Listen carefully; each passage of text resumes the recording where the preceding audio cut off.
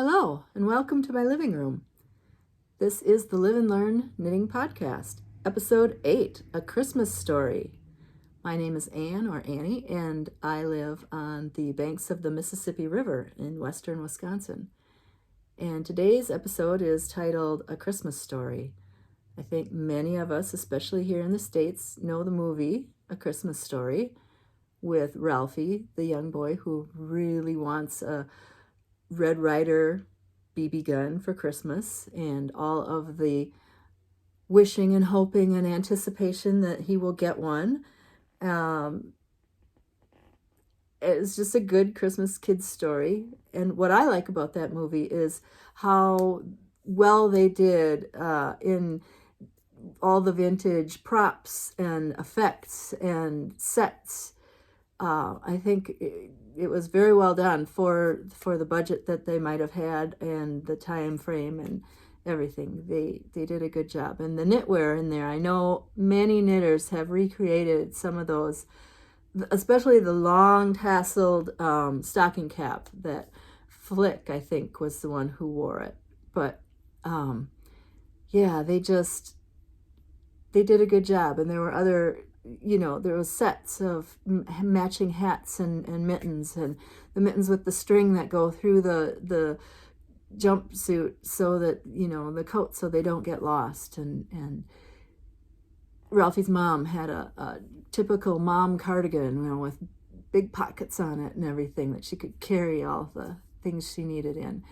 And even Miss Shields, the teacher, the vintage, was probably a vintage dress from a shop, but that fabric, I'm sure my mom had a dress made out of that same fabric, and maybe there might still be a piece of it somewhere in the house. I keep thinking I'm going to find it.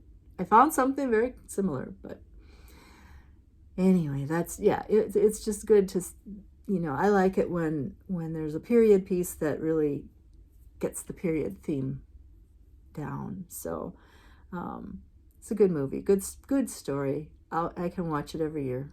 And they do show it on a marathon here in the United States. I think Christmas Eve or Christmas Day, it just runs constantly. But anyway, so that's the name of the episode, because I have a Christmas story for you. My Christmas sweater story. Back when I was maybe 11, I'm really not sure of the age exactly. You can write this down, at any time, but I'm going to say 11 or 12. Still growing, that's for sure. Still, not an adult size yet. Kid size person still. But our church would have a clothing drive every late fall or, around the holiday time. And I never really knew where those clothes were.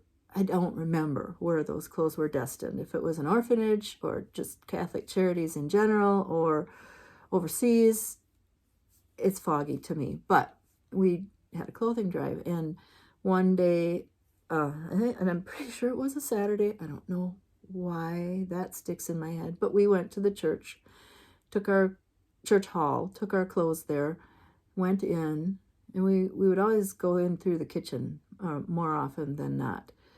Walked in through the kitchen, and they just had the hall. They had clothes everywhere. They were sorting on all different tables and that. So they had told us to go through and put the clothes on, give them to the other ladies that were sorting. But they had in the kitchen, on the big work counter, they had all these clothes that they were going through and opening bags and taking things out. And as we went past, I saw this sweater. It was a hand knit wool sweater, a patterned yoke with the Nordic snowflake motif, the Nordic star. Just beautiful to me, even though I do not like the colors of brown family all that much. It was sort of a taupey main color with let's say a cocoa brown, not dark brown, but cocoa brown the snowflakes were in that kind of motif. Very Mary Maxim type, if you know the Mary Maxim patterns, something similar to that. Yeah, patterned sweater, and I just thought it was stunning. And I remember, feeling it and feeling the wool and everything, and thinking it was just really nice. And that was sort of the era of, polyester double knits and things like that, which I had a few outfits in, which were terrible and, very nasty feeling to wear. And especially when you're a kid, that was not a good kid fabric at all. So to see, a nice rustic wool sweater and that natural feel. I mean, even then, I had no knowledge of knitting, no knowledge of crochet, really. Maybe I just started to crochet, maybe not. But just, I could see it was a good sweater. And I really liked it. And I really wanted it, but it was going to the orphans somewhere or some other place.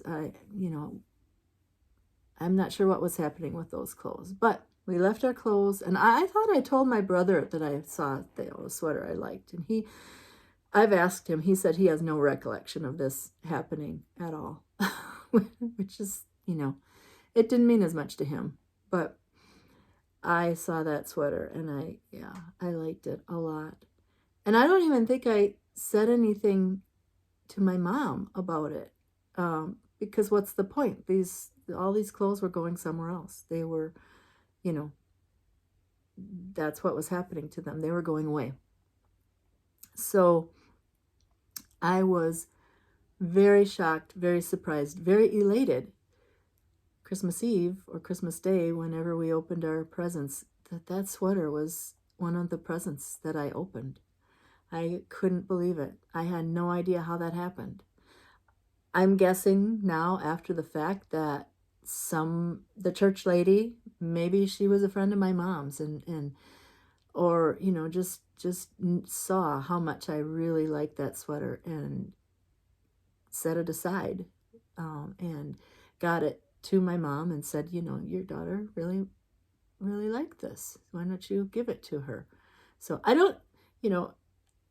can't think of any other reason why I would have ended up with it, but I did, and I really did love it very much. I was so happy to see it, and I wore it that winter and probably the next, maybe a couple winters, until I grew out of it finally, and it was the itchiest sweater. And it was a time when I didn't wear, a turtleneck underneath anything, not really, or another shirt or anything underneath. It was just probably an undershirt and then that sweater, and it itched. It made I didn't break out in a rash. I wasn't allergic, but you just get that itchy irritation, skin. But I wore it anyway because I loved it and I thought it was beautiful. And yeah, it was probably a boy's sweater, but it had a little label in it, hand knit by, and I'm not 100% sure who the lady was, but hand knit by. And yeah, it was great. And after I grew out of it, and I hated growing out of it, because I remember it was getting shorter on the arms and it was getting tighter around the chest, and I think the neck was probably a neck where it was a tight cast on or bind off, so it was hard to get over my head, and I felt like I was going to break the yarn. So it had a lot of issues, but I wore it until I couldn't, and then I kept it. I set it aside. I kept it for years, and after I did learn to knit, and probably in the early 90s, when I was starting to learn all the things all at once, like I was off and running already with knitting, and then I started learning weaving and spinning and dyeing. We did hand dyeing, and that is when I took that sweater apart. Because it was wool, it was 100%. It might have been Lopi or a Lopi-like, similar to Lopi, It was a bulkier yarn, heavy worsted. I can't remember if it was a single ply. I think it was. So I took it apart and I overdyed the color, since I never liked the colors. I overdyed it in a blue. We were doing blue dye one day, and the colors really improved. It looked, so I had some, and of course scraps, because it was the pattern and it was smaller amounts of yarn. So I had 2 different colors of yarn. I know I knit some slippers with that yarn. I don't think I knit a hat, but maybe just a couple pair of slippers, and then, odds and ends if I needed a little bit of something, or threw it in there. But yeah, I might still have a small ball of the blue left upstairs. I'm not sure. And I liked wearing the slippers too. They, being that nice rustic wool, they were very warm. I probably added another strand of something to keep them, make them sturdy. So it didn't go to waste once I grew out of it. I think I was keeping it, with the idea that, someday I'll have a child and I can pass it on to them and they'll be itchy too. But I didn't. I used it up. So that was my first appreciation of good knitwear, and the nice pattern, the traditional Nordic heritage type sweater. I really enjoyed it, and it remains a favorite today. Which brings me to what I'm wearing, which is called, and I'll stand up. I'm going to try and go stand up behind the chair so you can see the full thing, and then I'll sit back down. Sorry if I'm bumping the camera. But so this is, you can see how big it is now. This is the Pravda pullover by Pamela Wynn. And yeah, it's big. When I knit it, which was 2018 for the Yarnology sweater challenge, they do a sweater challenge at Yarnology Yarn Shop in Minnesota. I think they'll do it again this January. You cast on January 1st and knit a sweater, cast off usually by Valentine's, February 14th. When they might have extended it to the end of February now, but used to be January 1st to February 14th, which is a good amount of time to knit a sweater. A nice winter project. So I joined in that sweater challenge in 2018, and this yarn is Juniper Moon Harriet Great, and that's actually what the pattern calls for. I am really notorious for not using the yarn that the pattern calls for, not, maybe, switching out things on the pattern, changing everything around. But this one happened to be the same yarn, which, yeah, it almost never happens. At the time I knit this, I was probably the heaviest that I was, which was, 90 pounds heavier than I am now. So when I did knit this originally, all of that extra ease that you saw, yeah, that was me. I fit in it just fine, then. So now that I've shrunk, and the sweater, which is 100% alpaca, and it's a bulky yarn, and it's a singles. I believe it's a singles. It grows. It grows. Yeah. So it's been growing. I've been shrinking, and we've kind of gone in a couple different directions here. But I pretty much stuck to the pattern, but Pamela's pattern, which is available on Ravelry for $6. What I learned about, since this is live and learn, this is what I learned with this pattern, that to make it work for me, I wanted to change the construction, and she did bottom up sweater pattern. So I did a provisional cast on right at the fullest part of the bust, of the chest. So right prior to where the armholes would be. And I knit the yoke up from there. And, you know, it's the same as if you were knitting a top-down rag, a top-down yoke pullover, and you get to the spot where you're going to divide for the sleeves and all that. So, you know, that's where I started, at that spot where you've got all the sleeve stitches and all the body stitches all together as one. And I knit the yoke up, bottom up, and there are a few short rows in the back, just a couple. And this little detail, casting off in a different color, she didn't have that in the pattern. I wanted to do that because I thought it pulled in the little accent color, you know, a little nicer. And I just happen to have this color of a turtleneck that it sort of hides that then when they're up against each other. But I thought it set off the top nicely. I think they call it tipping when you do that, when you end in a different color. And I wanted to do that at the bottom too. I did put it on at the bottom, but what that did was said a nice big line that said, here's where her hips are and here's where her butt is, you know, because it goes down that far. So I took it out. And went back to a solid color for the bottom. So after I did the yoke, then I picked up those stitches and did divide for the sleeves and the body, and then I knit both of them down. And, you know, after that it was just solid color, smooth sailing, which got, I don't want to say it got boring, but, you know, it does get a little boring, a little monotonous, especially when it is a larger size and there are much more stitches to work through. So at the bottom, I did, instead of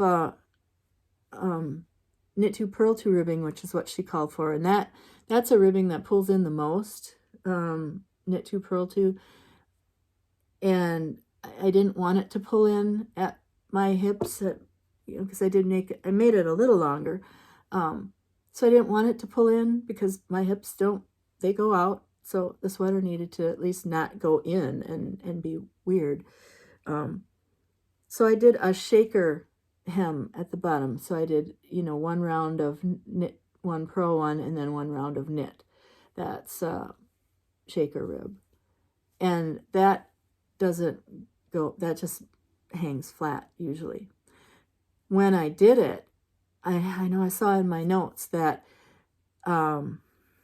whatever needle size I did, I don't know if I went down a needle size or not, but because of that, it still did want to maybe not curl up so much, but it was flaring. It was not laying flat at all. Blocking helped that all to lay nice and flat. I probably steamed it a little bit too, but yeah, that flare, that since it doesn't pull in, it wanted to flare out. And there's a photo on my Ravelry page, my project page for this, that you can kind of see that happening a bit. I was worried about that, but it took care of itself.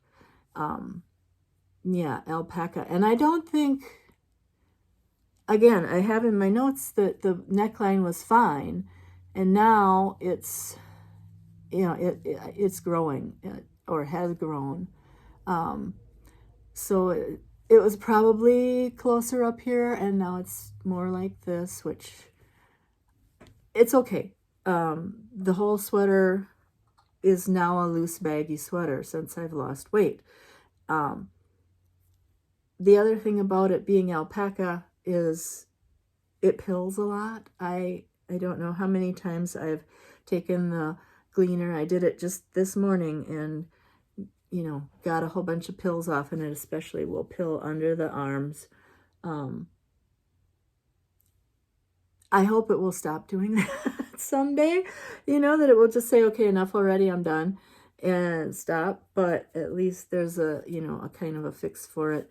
So as far as like neat and tidy, it hasn't really kept its like new appearance, but look how pretty. Look at that, look at the pattern, the yoke. That looks like Christmas ornaments right there, doesn't it? The beautiful hearts and stars and almost looks like, well, the little, I'm not sure what you would call that, but just pretty. So very, very fun yoke pattern, and I enjoyed making it. I don't know if I'd ever make it again. I might, because and do the same thing, do a yoke up and then go down, but probably in a different yarn that maybe wouldn't grow so much and shed so much. Yeah. But again, there are many, many dozens of yoke pattern sweaters to choose from. So I don't know if I'd knit the same one twice either, because I'd like to try something new. So that's the sweater that I have on today. And I think, did I say everything I wanted to say about it? I believe so. Yes, that just, even though the sweater pattern didn't call for that kind of construction, I made that change and tried it, and it worked. So that's a good, thing to do. And maybe you don't want to do that on a big project like a sweater, but you could try that on a little kid sweater and see if going, top up to do the patterned yoke and then down. If it depends on what kind of construction you like. And the reason I wanted to do it that way, because and I've mentioned this before, that knitting from the top down, I wanted to get the length right, especially arm length. Arm length is always, and the sleeve shaping, that's always off for me because I have shorter arms, and I like this sleeve length is good. When I've got my arms down, it's coming right down again because it's grown, so I'm happy with where the sleeve length ended up. And when I go bottom up, that's just a guessing game for me. I mean, I could run out of length here before I've got enough increases done as far as what the pattern calls for. And rather than go through all of that math, I'd rather do it top down, where it's easier to make adjustments, I feel, and get the length right. Or if you overshoot and go too long, or don't go far enough, it's easier to take this out, the cast off edge, and rip back and try again than to, have to do it somewhere else. Have to cut this off and pick up and go down, and change your end, which I've done before too, on a sweater that's been bottom up, and the sleeves have been too long. I've whacked them off and then redone the cuffs, but much easier to go this direction. And same thing with the body, so that was why, I love the yoke. I wanted to do the yoke. Happy to do that. And I could have recharted it and done the figuring and done the whole thing from the top down. But because of this motif right here, if that would have been turned on its head, there wouldn't have been a nice sharp point at the bottom of that motif. So, it wouldn't have looked the same. That's why the motifs had to be worked bottom up. On a different motif, it might not have made any difference, and it could have gone either direction. So adapt if you have to. Adapt, and don't be afraid to adapt and try a different way, and do a little sample. Could have done it on a hat too, and tried it that way first. So that's the story of this sweater. And it's kind of, this is a rust in green, but it does have sort of a holiday vibe to it, for sure. And because it's alpaca, it is a furnace. It is so nice and warm. I can wear this outside hiking and not, depending on the temperature outside, not need, you know, a coat. I can just wear this sweater. It all depends. A coat's good though, or extra layers underneath, but it does have that. And last night, I was freezing. I could not get warm. The house was not cold as far as the thermostat said, but it just felt so cold to me, and I ended up getting in bed early under the down comforter with, I should show you sometime. I made not a bed jacket. I'm working on a bed jacket, but I made a sort of a short poncho that I can just throw over my head in bed if I want to sit up and do something. So I had all of that on, and my wool socks and the down comforter, and it took me a while to get warm. I was sitting there knitting and finally watching Doc Martin. I haven't seen it, and I know they're coming up with the last season, so I got on the Doc Martin train, and I'm still in the first season, but I'm enjoying it. It took me an episode and a half before I warmed up, and I finally went, oh, okay, okay, I'm good now. So yeah, the alpaca really helps keep warm in the winter for sure. So I have some more of this Harriet yarn, Harriet Great. I will have to be very careful, I guess, with what I make out of it next, because of the alpaca doesn't have a lot of elasticity. It has good drape. It has very good drape, but I'll just have to keep that in mind, I guess, for future projects, and maybe look and see what everybody else made as well. So get some ideas that way. So the next thing I'd like to talk about today is the Christmas tree that's right here. And I am in the process of decorating it, of trimming it. I got it 2 weeks ago, I think, and I didn't set it up right away. I set it up a day or so after I got it. I brought it in the house and put it in it's actually just in a bucket with pea gravel all around it. It's a nice small tree. The second year that I had a small tree and I didn't have to fiddle with a stand, I could just put it in this bucket. And it's a pretty bucket. It's a pail. It's a metal pail. It's not, an ugly 5-gallon plastic bucket. It's decorative, but in a rustic sort of way. So it was very easy for me to set it up that way, and it's just the right size because you can see, it's taking up a space in the living room. I have a very small living room, small space for it. But I am trying, the focus is going to be a lot of my handmade ornaments. And you can see a few of them here. This is one of my favorites because I think that it turned out really well. I guess I'll take it off and I'll show you up close. Look at that. That's I found that motif. I don't know if it was in a stitch pattern book or if it was in some other pattern, but I grabbed it and did. I do just a 4-section increase, or at least that's what I did on this one. Four so sort of square at the beginning, and then increase enough stitches.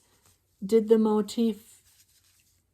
This is all knit straight, the same number of stitches, and then start decreasing. And when I started decreasing, this is my tip. I think Arna and Carlos, their Christmas balls and other Christmas ornament balls, they have you stuff it with fleece. But what I like to do, and you have to be a little flexible is the word. You have to be a little flexible in your pattern to do this. I've gone to the thrift stores. Salvation Army will have a Christmas shop. There's a good thrift store in Winona that has its own Christmas shop, extra store at the holiday time, and I went like either right before Christmas or right after, when they were, everything was even more discounted. And I picked up all of these kinds of ornaments, which are the satin balls from, and you can see how hairy this, maybe you can see it, it's very hairy. The satin ball ornaments from the 70s, that, nobody, look at that. Nobody really wants these on their trees anymore. They just sit there and they're sad and yeah. But I buy these rather than, going to Michael's or any other store and getting the styrofoam balls. Because for one thing, they're already coated in red or whatever color, they're coated with something. So like the ones you'd get at the craft store would be white foam. That white's going to show through. Let's see. You can't see what color this one is inside, but the white would show through. This one, you can kind of see, is actually a gold plastic ball. Yeah, so there's a little bit of gold peeking through, which isn't the worst thing to have a little sparkle peek through. Now that's a smaller one, and I'd like to try and find some more smaller ones because a lot of them are this big size, and it's kind of fun to do smaller ones for the top. I just have a couple that are tiny. Look at this little guy. Isn't that cute? And that's even smaller than this one, and way smaller than that one. So what you have to do then, once you start doing like maybe a couple rounds of the decrease, is actually put this ball into your knitting, and it gets to be very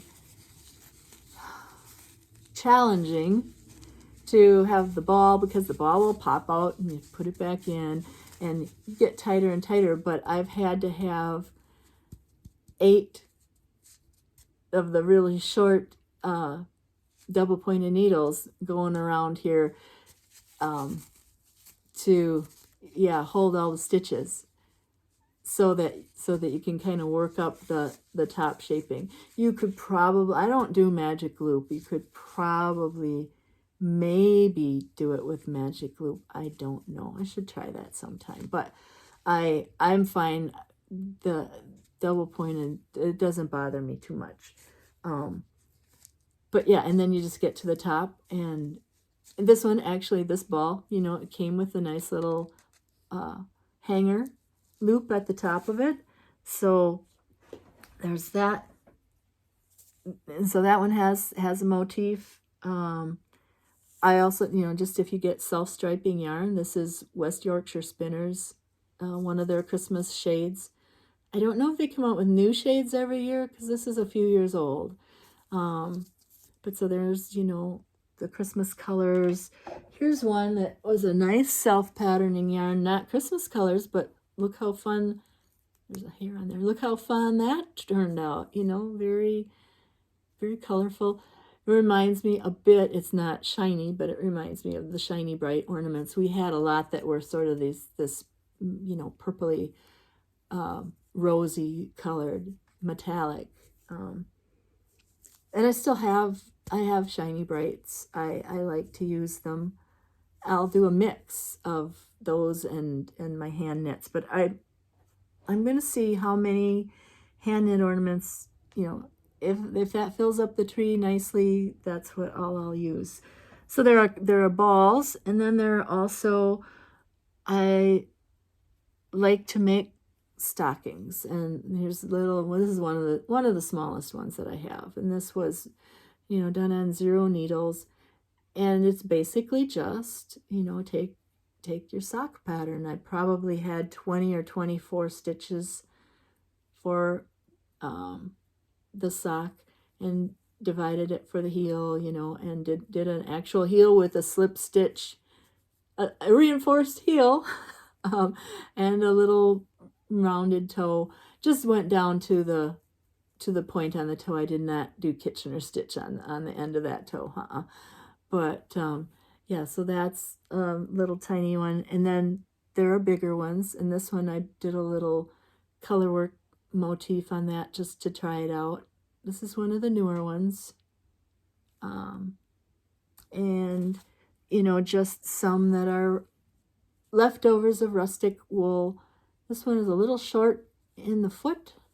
I like to have them where they actually look like real socks. I want them to be as anatomically correct as possible. So this one's a little short, but I was probably running out of yarn because these are a good way to use up leftovers, small bits of yarn. This one is two like lace weight yarns held together, a red one and a white one held together and made that. So that's fun. Yeah, and doing the, cuff, heel, and toe all in contrasting colors. Very fun. Here again, it's the same. This ball. Here's what a stocking in that West Yorkshire spinner's yarn looks like. Isn't that fun? Very, very cute. And let's see.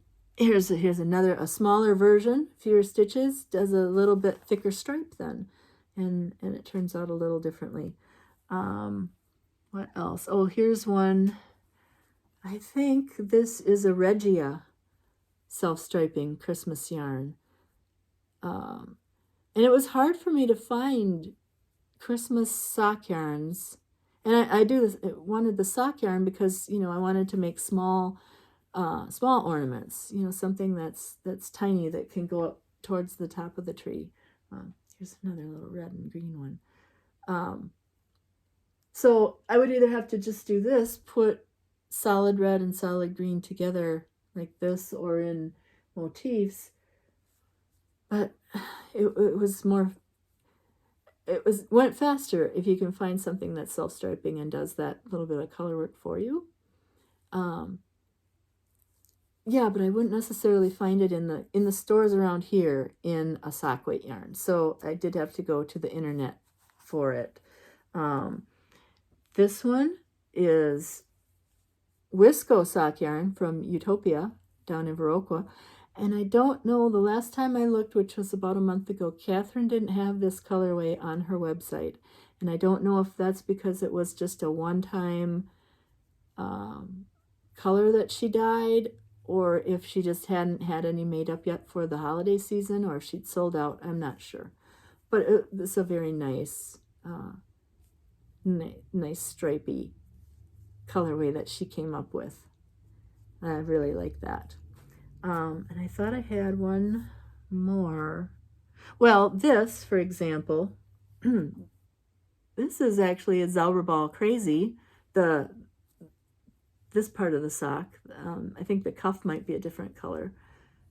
But yeah, this part, so it just happened to be one of the big Zauberballs that had some red and green or red and tan sections to it. And I thought, hey, that's kind of getting towards Christmas. So I was using that ball for a lot of different things. So I cut the, Christmas sections out and just made little stockings where I, and ornaments where I could. Let's see. I had, now I'm not going to find, oh, I hung it on the tree here. This is also the Zauberball Crazy. And it, there's some green and yellow. I just thought that was very bright and cheerful. And yeah, so a little red, yellow, and green combo there. That works nice on the tree. And then a few years ago, I think 2 years ago, I was watching the Fat Squirrel Speaks, Amy's podcast, Amy Beth, and she showed a Christmas tree ornament like this, and used a cinnamon stick for the trunk. And this is a design, you can find this on Ravelry, by Elizabeth Murphy. And she is selling the pattern for $5. I will be on, and I don't know, if it's bottom up or top down, but I'll be honest with you, I just sort of looked at that tree shape, that triangle shape, and I didn't buy her pattern. I kind of came up with my own interpretation of her pattern, which looks a lot like hers, because I thought, shoot, it's a garter stitch triangle. How hard could it be to figure it out? It's just the rate of increase depending on whether you have a long, skinny triangle or a very, fat, stout triangle, shorter triangle. So just played around with that and did my own thing. And some of them I've done with cinnamon sticks, and some of them I guess mine all have cinnamon, but I've been saving twigs from the yard as well to use for trunks. And I just, I didn't stuff this with anything, so it is double layered. It's knit in the round from the top down, because I wanted to, I like top down so I could see how wide they were ending up and kind of look at the proportions that way. So, they're not sewn together at the bottom. They're not stuffed with anything. They still have I think a good enough shape to them. And the little cinnamon stick, I just glued it in there with some cellophane tape. I attached that, and actually they're staying in there. They're staying stuck in there just with tape on them. I thought maybe they'd fall apart after a year or so, but no, the tape's holding pretty well. This one's a little more squatty, wide versus long and narrow. Those are kind of looking sort of the same, but maybe it's an illusion with the color striping. But here you can use different, there's some purple in that tree. This is a Knit Picks yarn. I don't know if it's a Felici or a Stroll, but that was colorful. Okay, the green. Here's a very traditional olivey brown, a little bit of gold in there, green. What else? There's one on the tree somewhere already that's just tan, but it turned out I'm actually almost sitting in this tree. Here's one that is, and I think this is a Barocco Pixel, perhaps, but it's sort of a red and blue, that snowy blue, because that's it. I thought that the white flecks of this sort of looked like snow on the tree. So they don't all have to be exactly red and exactly green. They're just fun. And the other one, the beige one, it's way out of the way. Can't reach it, but different colors.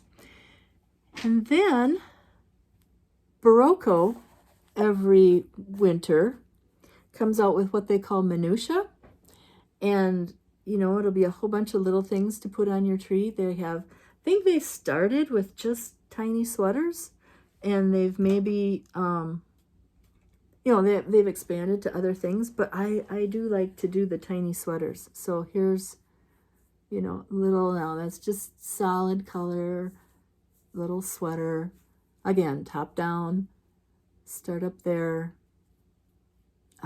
do some increases. These are all raglan shaped, using up scraps. Here's a fun one.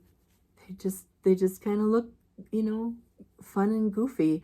And I will either use, just the regular old wire hanger for this. I think I bent some into actual clothes hanger shapes. Not this, but a different wire I had. I'm not sure because I didn't find those with the sweaters this year. Here's a mohair one, very fuzzy, actually very big. And this could fit Barbie. This would go on or be big on Barbie, But Nikki Epstein, one day we'll do a Barbie episode. I should have, when the movie came out, but I wasn't ready. Maybe, and I haven't seen the movie yet, so in the future we can talk about Barbie knitting, because that's fun. But this was actually one that somebody made for me, and they put a little ball of yarn with some toothpicks for knitting needles on there. This one, and I've never made anything this tiny. These mittens, look how tiny the mitten is with a thumb. I don't know who made these. This was in a box of Christmas ornaments that I got at an estate sale. But it's handmade.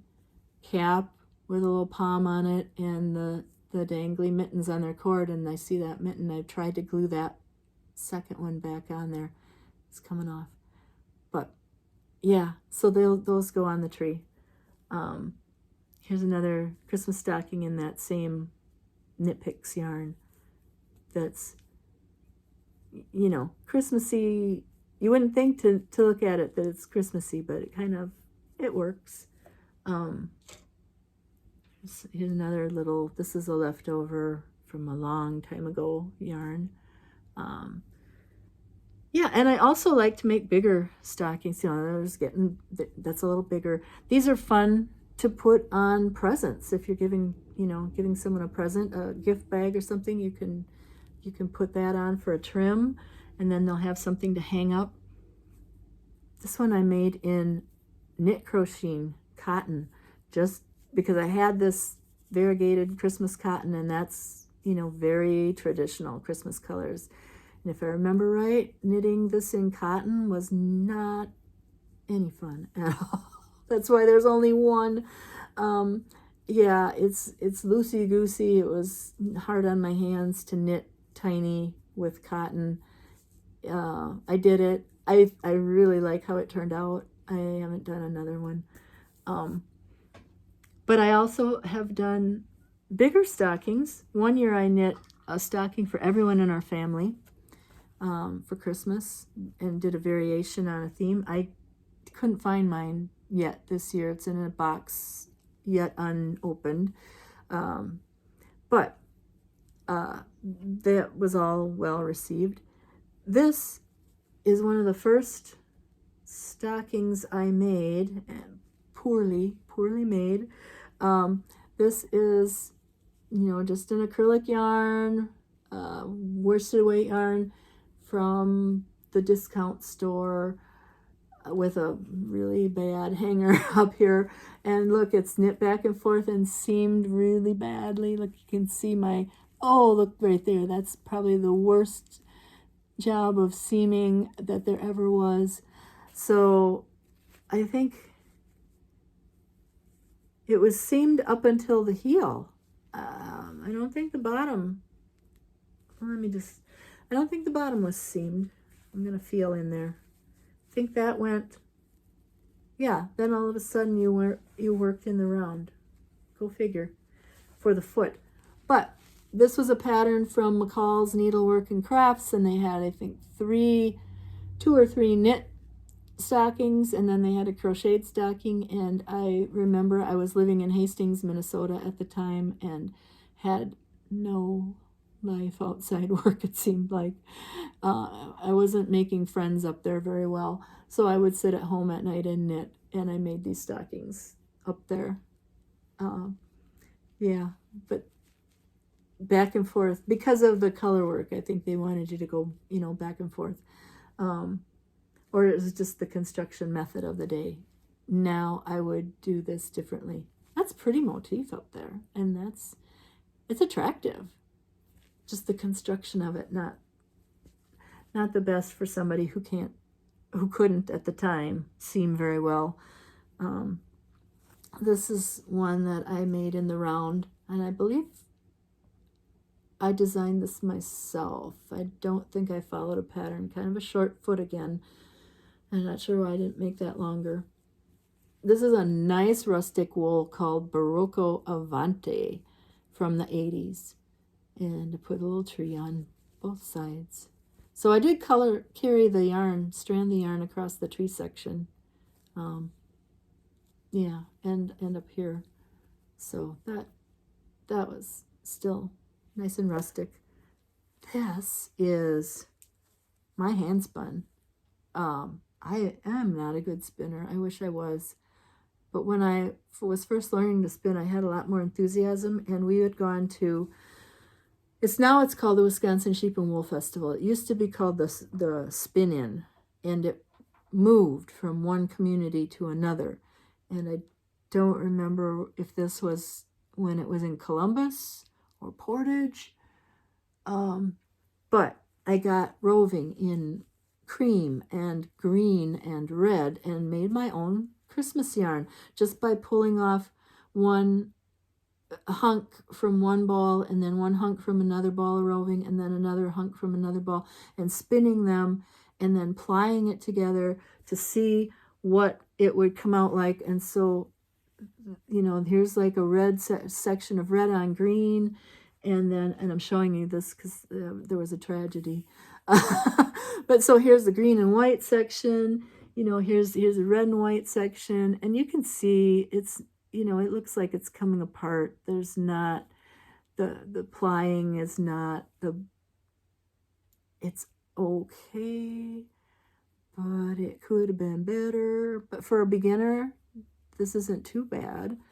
So I took all that yarn, and I can't remember how much I had, and I made Christmas stockings. And look at that self-striping.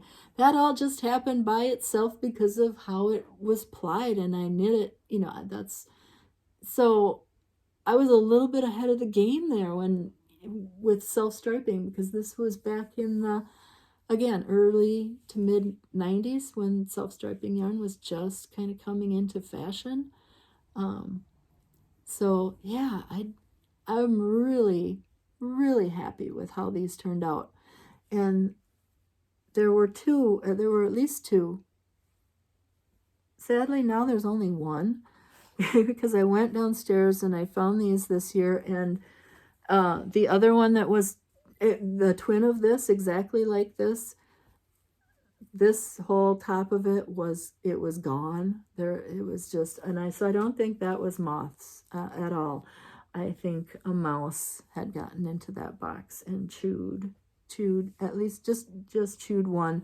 Did not chew this guy, did not chew anything else. That one was on top. So I just spent some time and I took that all apart and salvaged what I could of that yarn. And I've got a little bit more here. This is all I could salvage, and I'm gonna maybe make a smaller stocking or some ornaments or do something with it. Yeah, reuse that and rescue it, because it was good hand spun. It was a good idea, good project. So that's Christmas, and I don't do the Christmas knitting up until I seem to like to do it at Christmas time. So I will make a lot of things this Christmas that they'll go on the tree as I make them, or they'll be for next year. That seems to be, you know, I get in the mood to do it over the holidays, and that's when I create, and yeah, they'll go for next year.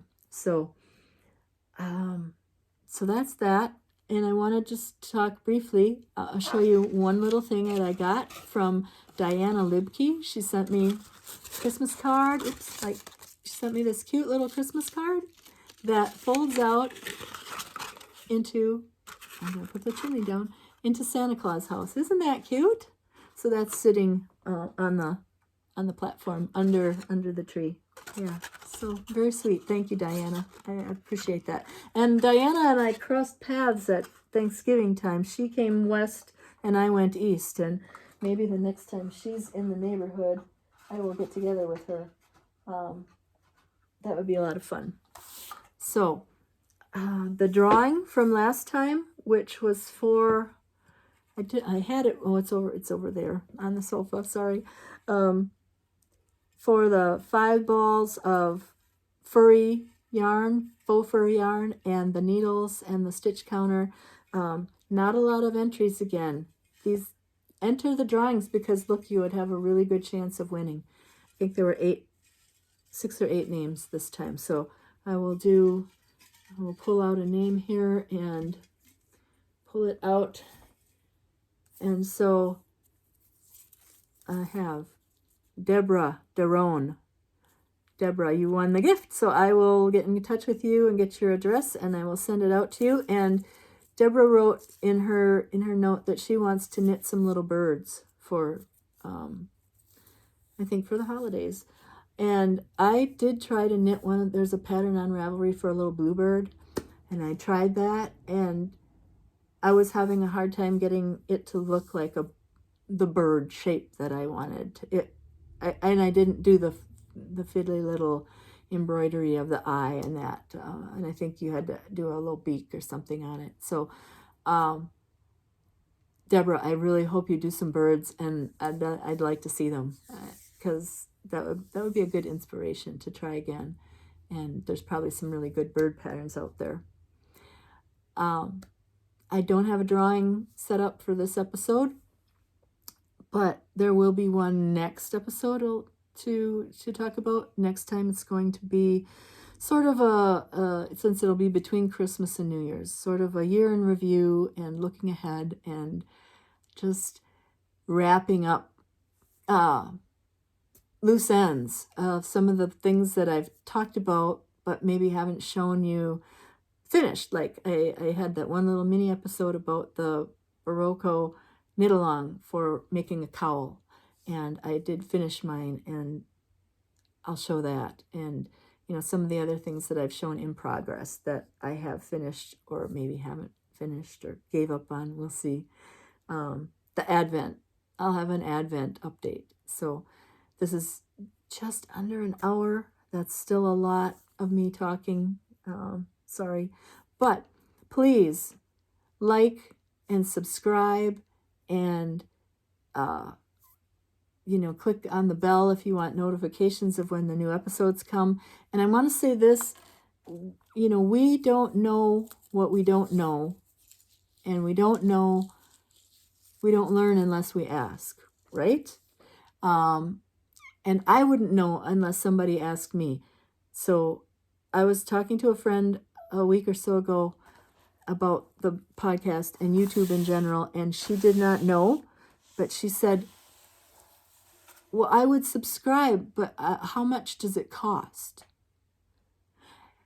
And maybe we all know that it doesn't cost anything, but maybe we don't know, because every time I open YouTube, I just have free YouTube. They want you to buy YouTube Premium. And there's always that little pop-up that says, have a free trial, and then it's so much a month. And I always skip or say no thanks or whatever. So to this friend, the word subscription meant money, meant pay. And no, there's no cost. There is no cost. Really, in the YouTube lingo, subscription just means you're creating a list of your favorite channels. That's what subscribe does. And subscribe would help me out. The more subscribers, the better. We're still not to 500. We had a few fall off for whatever reason. I'm not sure, but I would love to have a few more and, get up into YouTube's good graces, as it were. And yeah, just spread the word, because this is a lot of fun for me, and I hope it's fun for you. And there's going to be more to talk about all the time with knitting and what I'm learning. Hopefully what you're learning, share with me. That's always good. Yes, Deborah wants to make little birds. I had some other really good comments from listeners, viewers, and it's just a nice community to be a part of, and I really appreciate it. And as we go into this holiday season and a new year, it's just great to be able to share with you and hear back and have some interaction. So good times ahead. Yes. And I hope you all have a wonderful weekend this week. This Sunday is Christmas bird count here in our part of the state. So I'll be doing that from my feeder, and then going and having lunch with some of the other counters who are out and about looking at birds. And we don't have a lot of snow yet, which could be good, could be bad. I don't think the weather's going to change too much by the weekend, so we'll see. We'll see what we get. I heard swans still the other night, so yeah, it's a good time of year, even though it's cold and dark too early. It's still a good time of year, a nice cozy season. So everyone, be well and be happy and enjoy your knitting. Until next time, thank you.